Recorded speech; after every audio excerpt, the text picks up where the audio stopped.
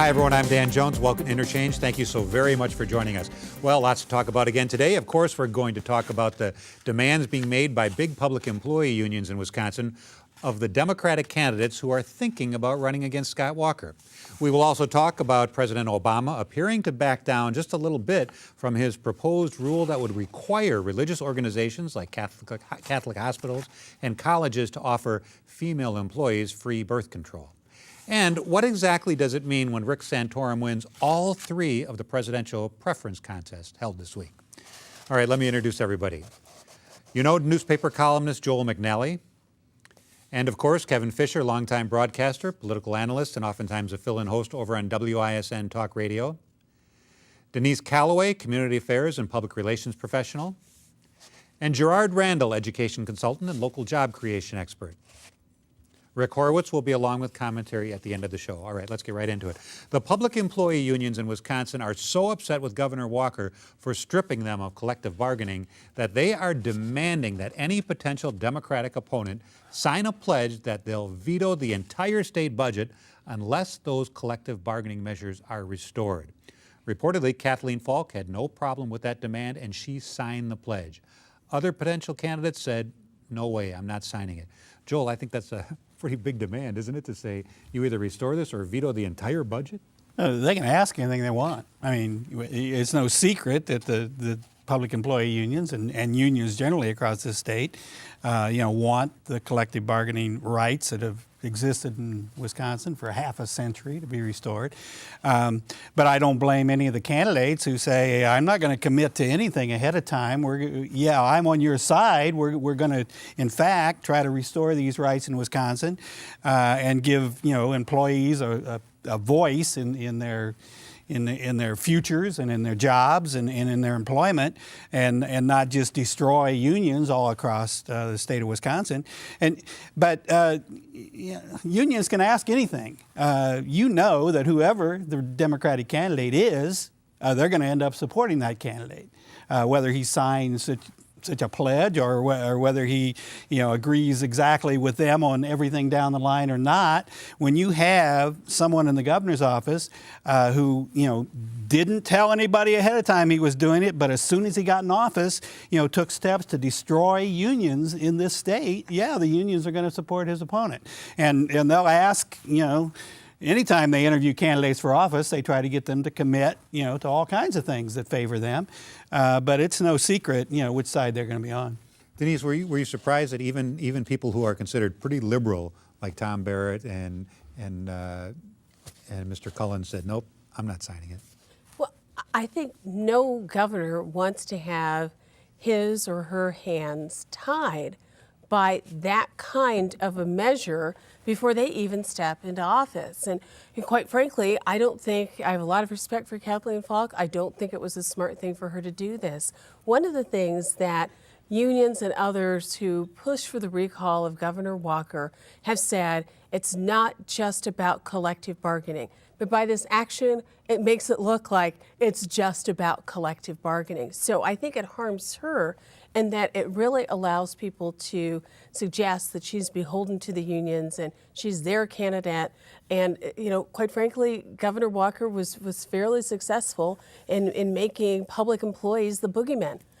So I don't think it's helpful to her. I don't think it's helpful to the employee unions. And I can't understand why anybody who's running for elected office, governor or whatever, would make a promise about something that radical, that sweeping, before they, have even gotten into office, before they're running in a general election. But Gerard, is it a reality that no Democratic candidate is going to win without the money that comes from those unions? But I think that would have been there regardless of who the candidate was. I'm having a difficult time trying to understand why the unions would have wanted to have pushed that issue publicly with a pledge. Well, you understand why they would love to have no, I understand why ultimately they would want a candidate that they feel more comfortable with, and one that certainly has signed on to their agenda overall. But as a political strategy, it makes no sense to me as to why they would insist on having a public pledge that this is what you're going to do. what it does is it strengthens the hand, I think, of the governor in being able to go back to folk and remind them of the general population of what this means in terms of a reduction in the cost to state government, the reduction in the cost to local governments as well.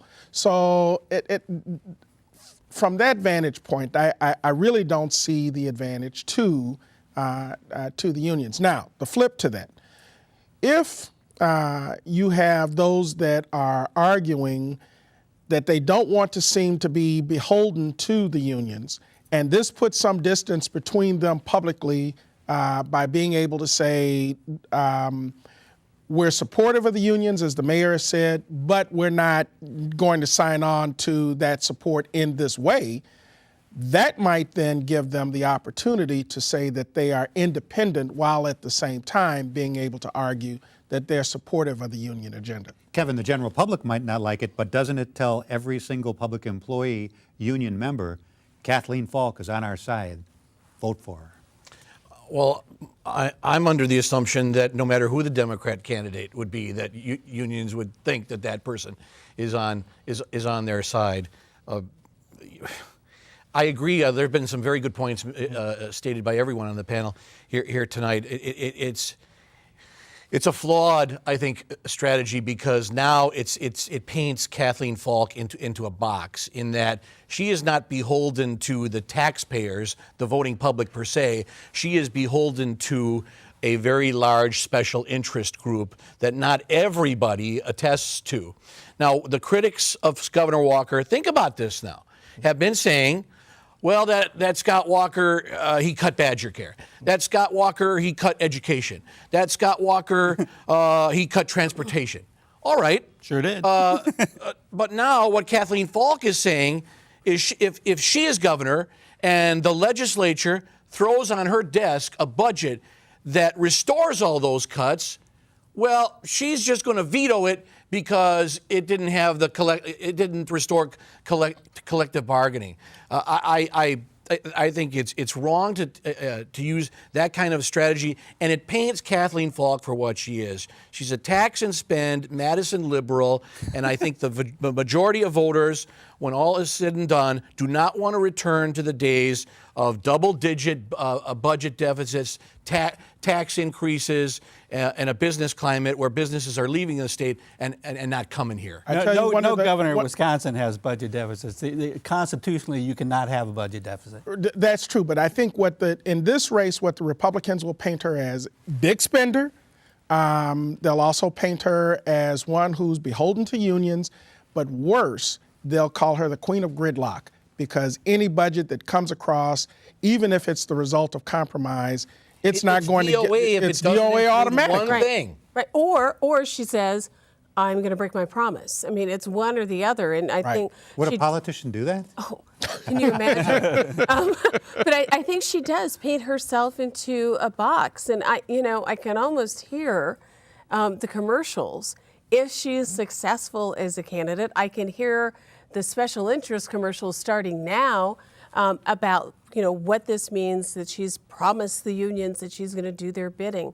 It just, I don't think, helps her move her campaign forward beyond the union support that any Democratic candidate would expect to get. She wants the job. Does not help her with the independent. No, I agree, and she wants the job so badly that unlike other Democrats, she's willing to sell her soul. And kudos to those other Democrats who said, nah, sorry, I'm not signing this. All right, next topic. President Obama has been getting a lot of pressure from Republicans and the Catholic Church for a new proposed rule which would require religious organizations like hospitals, universities, to offer their female employees insurance, which would give them free birth control.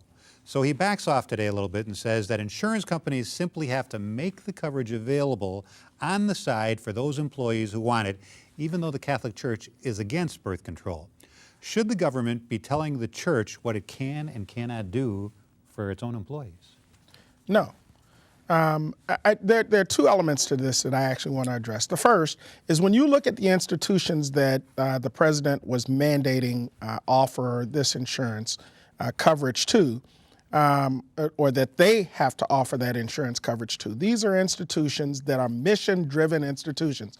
Some were trying to make the distinction between local parish churches, which are exempt, and hospitals, universities, and the like, the larger institutions that provide these services, and their employees should have the opportunity to be able to access this coverage through those organizations.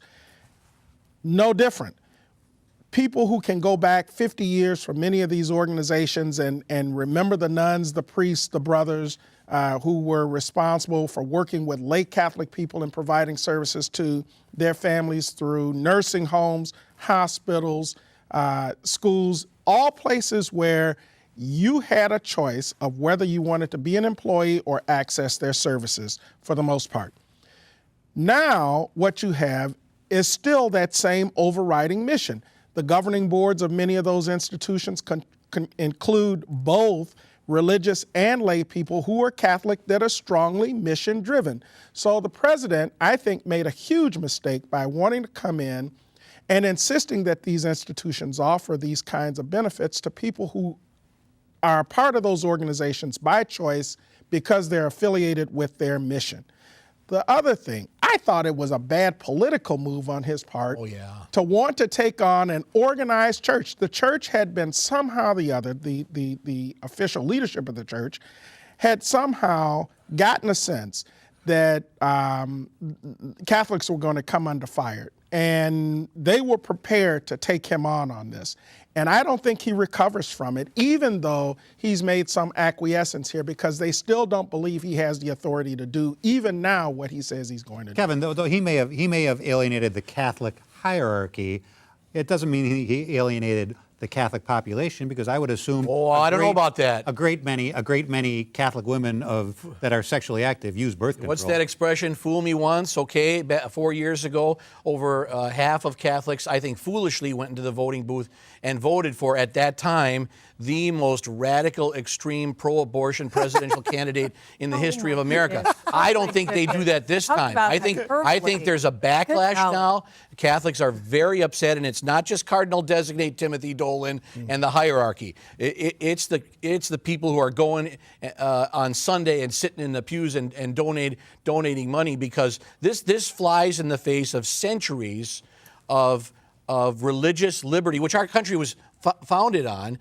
It's absolutely outrageous to make this kind of a mandate. It really is, because it violates religious principles that have been steadfast in the Catholic Church since day one, and this dates back centuries. I think he's really playing damage control now, and this, you call it acquiescence, the mainstream media calls it a compromise. It's not a compromise even when you say, well, you still have to offer the insurance who will send you to these places that will offer these services. The president made a bad mistake, and now if he does try to right the mistake, he alienates that far left wing of the party, that feminist wing of the party. So he's in a real political pickle too. No, he's not. Catholics don't vote as a bloc, though. No, the Catholics don't vote as a bloc. 98% of all Catholic women use birth control, artificial birth control, at some point in time in their lives. There was a poll that just came out today that showed that a majority of Catholics do not agree with this issue. The problem is the church and others have made this an issue of religious freedom. It's not an issue of religious freedom. It is an issue of making sure that women have access to the health care that they need, that in some cases is life-saving health care. That's what this is about. A woman should not be penalized to be able to have the health care that she needs to improve and in some cases safeguard her life simply because she works a particular place.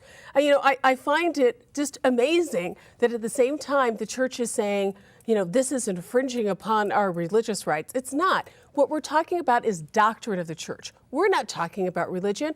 No place in the Bible does it say, thou shalt not use artificial birth control. This is a case of doctrine. And I'll go as far to say it's doctrine designed and implemented by men that impacts women. Women have the right to have access to health care, including birth control. I think what the president did was smart, just because it will continue to allow women to have access to birth control. Was this a brilliant move by backing off a little bit? I don't think he backed off much of anything. The birth controlled contraception is still going to be available to everyone. Talk about religious liberty. The religious liberty is what Denise was talking about, that 98% of Catholic women use birth control. When I was growing up, it was not unusual at all. You knew who the Catholic families were. They looked a lot like Rick Santorum's family. He has, 7 kids, and Catholic families were enormous. It impacted the economy. It impacted the life of those families. It impacted, poverty rates among Catholics. The right to birth control and the access to birth control for a woman or for a family simply is a given in this society. That's part of religious freedom. Religious freedom is all those Catholics who are perfectly free to use birth control, even though the church preaches that it's wrong. The church also preaches that abortion is wrong, and Catholic women have abortions. And as a matter of fact, if you think abortion is wrong, you should be very much in favor of contraception, because you do not want to put a woman in a position to make a choice of whether to have an abortion or not if you can prevent a pregnancy. Particularly, let's say that woman's 13 years old. The point is the federal government is unconstitutionally mandating that the church... It isn't mandating anything for the products and services. That's not proven. Which violates their moral principles and beliefs that have stood for centuries. That's the point you two are missing. No, I'm not missing it. What you're not getting is the bigger picture. And the bigger picture is that this is an issue of employee rights and access to health care. No, that is what it is. That is not what it is. Yes, it is. No, it is not. It violates the tenets of those religious organizations that feel it violates their doctrinal view to offer. And what those organizations have said is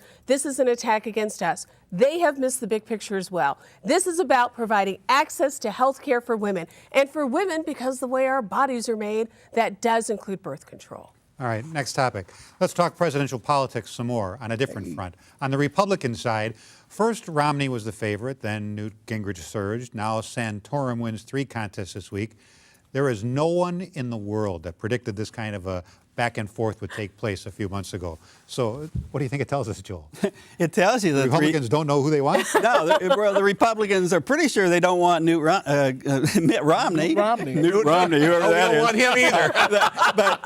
Whoever the hell he is. But the problem is they run through every single alternative. You left out Herman Cain. You left out Rick Perry, all the other, Michelle Bachmann. Who were front runners at one time. Yeah, exactly, who had been, because they weren't Mitt Romney, somebody, this is the person who's not Mitt Romney, and good God, we can't nominate Mitt Romney. Well, they're down to their last candidate now, pretty much. That isn't Mitt Romney. And guess what? They're going to be stuck with Mitt Romney. And I don't blame them for, being upset about that, Republicans, because if you look at the turnout in these elections so far, the turnout is way, way down. Republicans are really extremely unenthusiastic about every one of these candidates, and for good reason. And sitting on the other side, I'm just enjoying it all. And good luck, you guys, and we'll see you in November. So is that like saying game on? That's fine with me. Because I'd rather have the weakest Republican go against one of the worst presidents in American history. And lose, that's fine. It would be nice for the Republicans to have somebody that everybody could kind of rally around, wouldn't it? It would be. I think those candidates like Mitt Daniels out of Indiana, some have even argued that Pawlenty jumped out of the race too late. Too early, I'm sorry. But I think the opportunity of the primaries is to weed out those candidates that are considered the weakest. We can't weed them all out. Well, no, because I don't see a brokered convention coming. I do think that sometime towards the end of April, the Republicans will have identified a candidate and a strong candidate. I don't think the economy is going to shift strong enough so that it's already shifting. It's shifting, but everyone's predicting that it's going to shift to something worse than what exists currently. So economically, yes, they are. Even the government's economists are predicting that the economy is going to go back into a tailspin again. So the president is strong. He's not going to be an easy candidate to beat.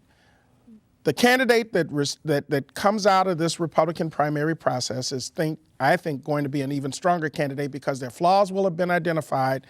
And if they are still able then to muster the support of that hardcore group of Republicans that go out and do the legwork, contribute the money, I think it's going to be a heads-up match and a Republican will win. Kevin, do you predict Santorum fades to the background again? I don't make any prediction. For the first time in 28 years on this program, I'm not making any prediction because, as you said, nobody saw this coming. This race from the GOP side is very difficult to handicap because we have a Republican frontrunner du jour. It changes. I think what happened this time, it's clear that the conservative base, and that's what comes out in primaries,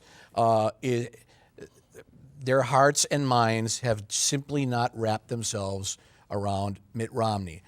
So the evangelicals, the social conservatives came out strong for Santorum, and that's his strength. His strength is not as a fiscal conservative. His strengths are as a social conservative.